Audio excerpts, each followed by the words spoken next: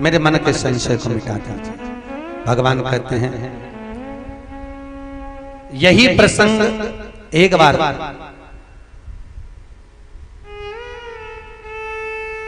भगवान शिव कैलाश पर विराजमान थे।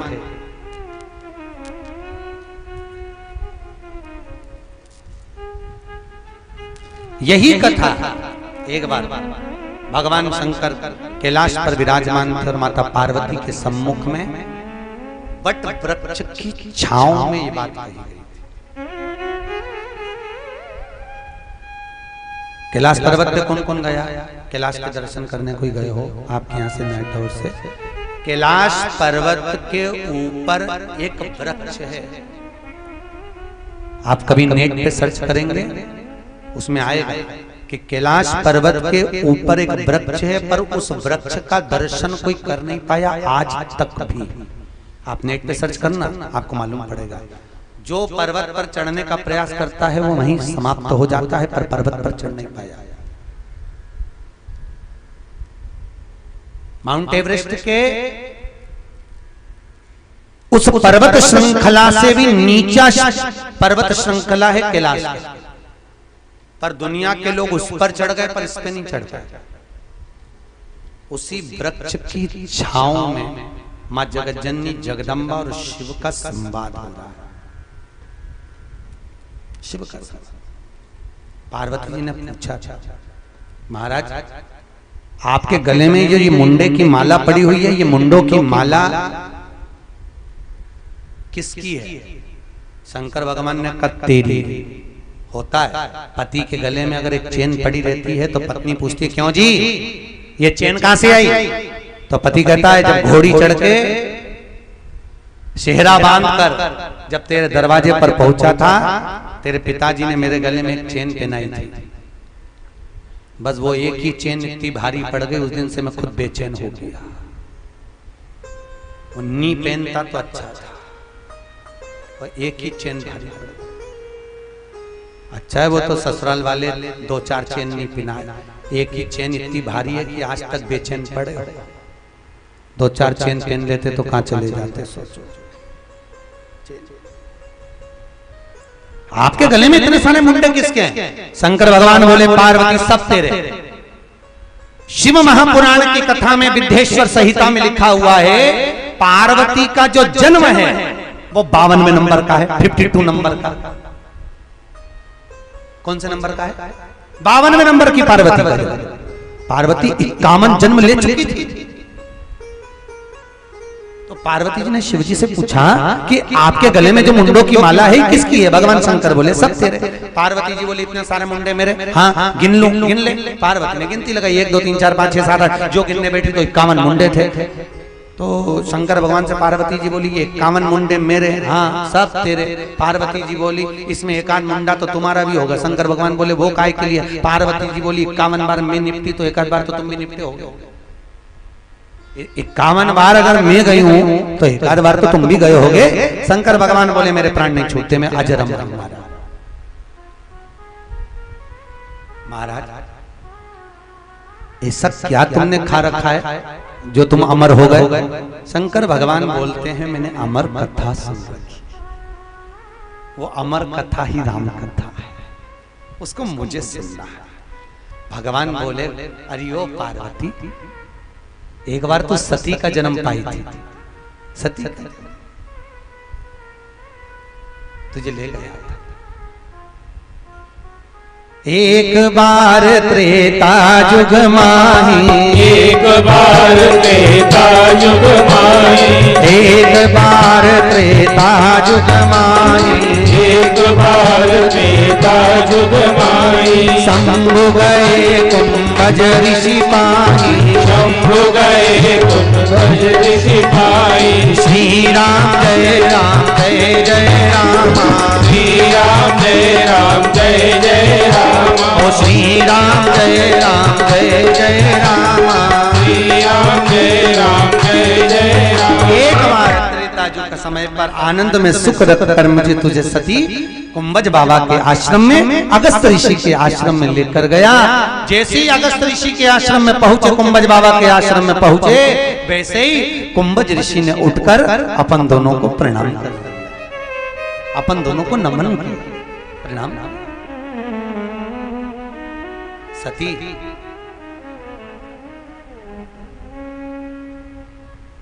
तेरे मन में आया जब ये कथा वाचने वाला हमको प्रणाम कर रहा है तो कथा क्या सुनाएगा?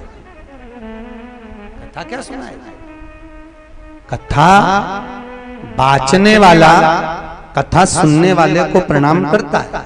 एक नियम, हम यहाँ पर आए या कोई भी वक्ता आपके यहाँ जो कथा करने आए होंगे उनका नियम है, पोथी को प्रणाम करेंगे, व्यासपीठ को नमन करेंगे, आपके हाथ जोड़ेंगे, आपको प्रणाम करेंगे। क्यों? कथा वाचने वाला कथा सुनने वाले को प्रणाम करता है। कुंभज बाबा ने, अगस्त बाबा ने सती मैया को, शिव को प्रणाम करा, क्योंकि वाचने वाले से बड़ा होता है सुनने वाला। बड़ा कौन है? बोलो, जम के बोलो। सुनने वाला। सुनने वाला इसलिए बड़ा होता है क्योंकि सुनने वाला जमीन पर बैठता है। जो जमीन पर बैठता है उसको लोग जमींदार कहते हैं। तुम सब कौन हो? अरे बोलो तो जमींदार। तुम लोगों के पास में जमीन है, तुम जमींदार। खूब जमीन तो जमींदार।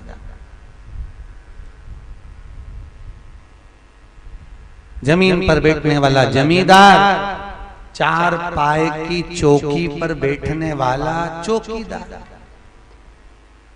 अब कथा सुनने वाला जमींदार है, कथा वाचने वाला चौकीदार। अब जमींदार बड़ा कि चौकीदार बड़ा? जमींदार बड़ा होता है, इसलिए जमींदार की मर्जी, बैठा तो बैठा, नहीं तो उठ के चल दिया। रिटर्न बढ़ाई। जमींदार की मर्जी, कभी पांव लंबे कर ले, कभी हाथ लंबे कर ले। कई कई जमींदार तो इतने होशियार रहते हैं, जेब में से निकाल के मल भी लेते हैं कथा। और कई कई जमींदार मलते मलते भजन में फटकी भी दे ले। और जैसे ही महाराज जी बोले हार, वो तो जमींदार का मन होता है, वो तो जो कर सके। दिक्कत तो बेचारे चौकीदार की है। एक बार हाथ जोड़ के जो चढ़ के बैठा, जब तक 3 घंटा पूरा नहीं हो जाए तो हिल नहीं सकता। जमींदार का तो मन बैठा तो बेटा, नहीं तो उठ के चले गया, पानी पीने चले गए, यहाँ घूम आए, वहां घूम आए। बेचारा चौकीदार तो जैसा बैठा बैठे। और जमींदार बड़ा, चौकीदार, जमींदार बड़ा, चौकीदार तो चौकीदार। राष्ट्र के 2 चौकीदार हैं। एक भारत की बॉर्डर पर खड़े हैं हथगोले बंदूकें लेकर, वो भारत की भूमि की रक्षा कर रहे हैं। एक भारत के चौकीदार, भारत के संत महात्मा कथाकार, जिनके हाथ में हथगोले बंदूक नहीं, भागवत रामायण जैसे ग्रंथ हैं, वो भारत की भूमि की रक्षा कर रहे हैं। और भारत के कथाकार, संत महात्मा भारत की सभ्यता और संस्कृति की रक्षा कर रहे हैं। ये भी तो महाराज कुंभज बाबा के चरणों में शिव और सती बैठ गए, कथा चालू हो गई। कथा पर कथा में मन तो लगना चाहिए ना। बैठने से क्या होता है? बैठने को तो कोई भी बैठ जाए।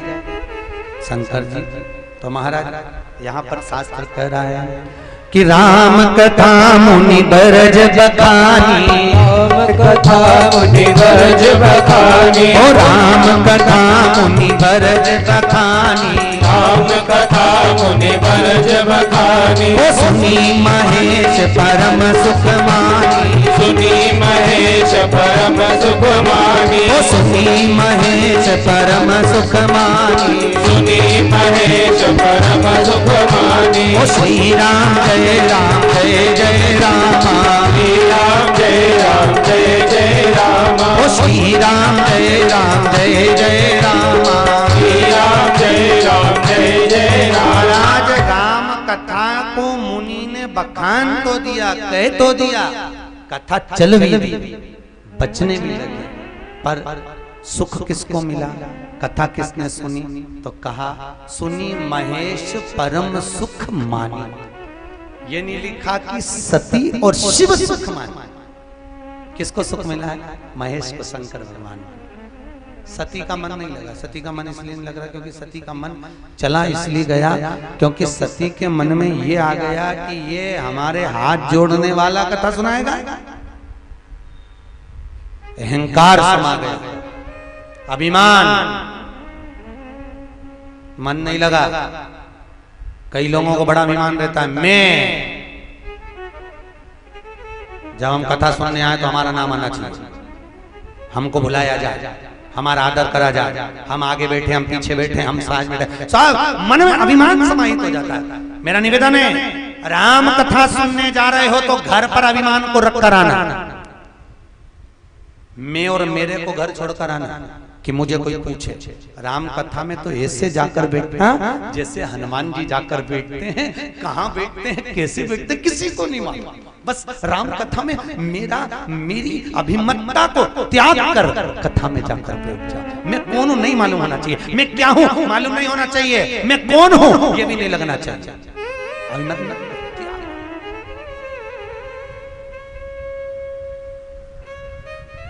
अभिमतता का त्याग। अहंकार में तीन गए धन वे बहु और वंश, ना मानो तो देख लो रावण कौरव और कंस। अभिमान में चले गए, अभिमतता में गए, अहंकार का त्याग कर। शंकर भगवान को अच्छा लगा, कथा सुन चले, कथा सुनकर जब चले बीच में राम जी का दर्शन हुआ। कथा का सबसे बड़ा फल है महाराज जी, अगर राम कथा अपने दिल से सुनी है तो 9 दिन के अंदर तुम्हें राम का दर्शन हो जाएगा। 9 दिन के अंदर, यहाँ तो दूसरे दिन ही हो गया, 9 दिन तो भाग। तुम जिस भाव से सुनो, बस अहंकार को छोड़कर सुनना। 9 दिन के लिए छोड़ दो कि तुम्हारे पास कौन सा पद है, 9 दिन के लिए छोड़ दीजिए कि आप कौन है, 9 दिन के लिए छोड़ दो कि आप क्या है। बस ये मान के चलो कि हमें तो केवल कथा को सुनना है, राम मिलेगा। 9 दिन के अंदर दर्शन होगा, साक्षात्कार होगा, साक्षात्कार।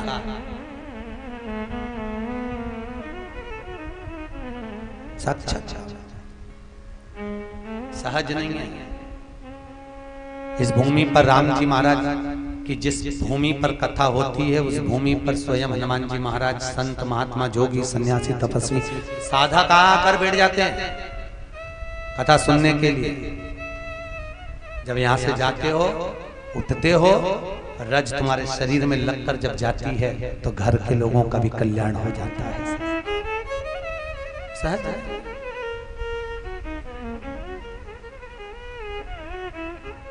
महाराज राम का दर्शन हुआ, शंकर भगवान ने प्रणाम करा। सती ने पूछ लिया किसको प्रणाम कर रहे हो, कि ये वही हैं जिनकी कथा अपन सुनकर आ रहा। सती मैया हंसकर बोली, बताओ ये भगवान अपनी धर्म पत्नी के लिए रो रहा है, कहीं खो गई और रो रहा है, ये तो लीला है। मैं नहीं मानती, पत्नी कह रही है मैं नहीं मानती, सती कह रही है मैं नहीं जानती, मैं नहीं जानती ये राम, ये तो अपनी धर्म पत्नी के लिए रो रहे हो।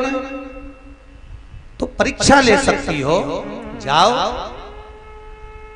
गई, सीता का रूप रख कर परीक्षा ली। राम जी ने कह दिया माँ अकेली आई है, पिताजी कहाँ है, शिव कहाँ। सती का मुख उतर गया। शंकर के पास में आई, बाबा ने पूछा तुमने परीक्षा ली? नहीं महाराज, क्या परीक्षा लेना, जब आप कह रहे हो कि भगवान है तो फिर परीक्षा लेने की जरूरत ही क्या है। मैं तो प्रणाम कर कर वापिस आ गई।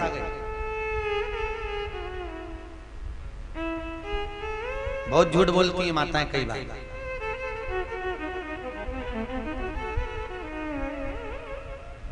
कई पतियों ने पूछा था तेरे पास पैसे हो तो दे दे, मुझे जरूरत है व्यापार में। मेरे पास तो है ही नहीं, मेरे पास तो 1 रुपया नहीं है, फालतू की बात कर रहे। और जैसे ही नोटबंदी हुई, जैसे ही नोटबंदी हुई, बेचारे पतियों के पास तो कुछ नहीं निकला, पर इनके पास में तो डब्बों में से भी निकल गए। और पतियों से कि हमारा बदला दो, हमारा बदला दो, ले जाओ। तो पति पूछे कितना है, बस 7-8 लाख। पति के चक्कर आ गया, चक्कर खा के नीचे उसका बीपी ऊंचा नीचा हो गया। तेरे पास इतना कहां से आया? मैंने तुझसे मांगा था, तूने तो मना कर दिया। वो तो मैंने जोड़ जोड़ के रखा था बच्चा बच्चियों की ब्याह के लिए मेरे मायके से, तो तेरा बाप तो इतना दे ही नहीं सके। चोटी मेरा चोर चोर के रखा सब। तो बोलती हैं कई बार माताएं, बोल देती हैं झूठ हो जाता, बोली माँ बोल। मैंने कोई परीक्षा नहीं, शंकर भगवान ने ध्यान लगा कर देखा सीता का रूप रख कर गई थी, मन से सोच लिया ये मेरी माँ का रूप रख कर गई, अब मैं इसके साथ में रह नहीं सकता। गए तप में लीन, साधना में लीन, हजारों वर्ष हो गए, हजारों वर्ष तब साधना में सती मैया। कुछ समय के बाद जब समाधि टूटी है शिव की, सती मैया से कुछ बात हुई। पिता दक्ष प्रजापति के यहां पर यज्ञ की रचना हुई, शंकर उसमें बैठे हुए थे। जिस समय मीटिंग चल रही थी, आना हुआ, आगमन हुआ, और दक्ष प्रजापति का आगमन हुआ। जब आगमन हुआ, दक्ष सबने उठकर प्रणाम करा, शिव ने नहीं, क्रोध आ गया और क्रोध में कह दिया, ये शंकर, मैंने अपनी बेटी सती का विवाह तुम्हारे साथ में करा है और तुमने मुझे ससुर को प्रणाम नहीं करा। मैं तुम्हें श्राप देता हूं कि तुम शमशान में निवास करोगे। मैं श्राप देता हूं तुम शमशान में रहोगे। शंकर भगवान प्रसन्न हो गए। जैसे ही ससुर बोले कि तू शमशान में रहेगा, शंकर जी उठकर नाचने लगे। इतने नाचे तो किसी ने पूछा, भोलेनाथ तुम्हें श्राप मिला है शमशान में रहने का और तुम नाच रहे हो? शंकर भगवान बोले, मेरे ससुर जैसा दुनिया में किसी का ससुर नहीं होगा। मेरा कितना भला सोचा, मुझे प्लाट भी दिलवाया तो ऐसी जगह दिलवाया जहां पर कोई कब्जा ही नहीं करेगा। ऐसी जगह प्लाट कहां पर दिलाया? अरे बोलो तो शमशान। शंकर भगवान शमशान। नंदी को श्राप, नंदी ने देखा मेरे प्रभु को श्राप दिया है, श्राप दे दिया, मैं तुम्हें श्राप देता हूं, तुम्हारा बकरे का मुंह लग जाए। दक्ष प्रजापति ने यज्ञ रखा, सबको बुलाया, शिव को नहीं। पर महाराज भूत वाहन भूतेश्वर गए हैं महाराज, शंकर भगवान गए नहीं। सती मैया व्याकुल होकर गई, पहुंची। सबका स्थान था, शिव का नहीं महाराज। क्रोध में आकर माता सती ने प्राणों को त्याग दिया।